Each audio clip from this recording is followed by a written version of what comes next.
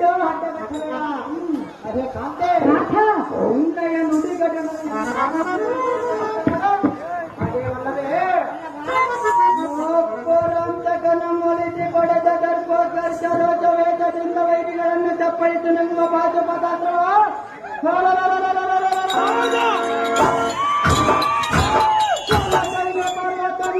ಪಡೆಗೈದ ಸಪ್ತಸಾಗರಗಳನ್ನು ಮತ್ತಿಗೆ ಮರಿಲಿ ಮಾಡಿ ಕಿಡಿಕೆಂಡವನ್ನು ಕಾರಣ ಈ ಮೂಲನಾರಾಯಣ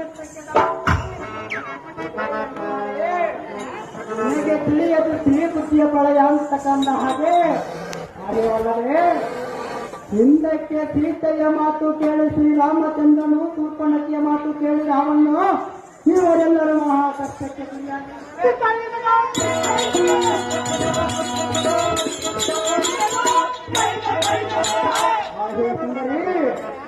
ಪರಿ ಪರಿಯಿಂದ ಎಷ್ಟು ಹೇಳಿದರ ಹೊರಡುವ ಗಣಗಲಿಯನ್ನು ಕಳೆಯುವುದು ತರವಲ್ಲವೇ ನಾರಿ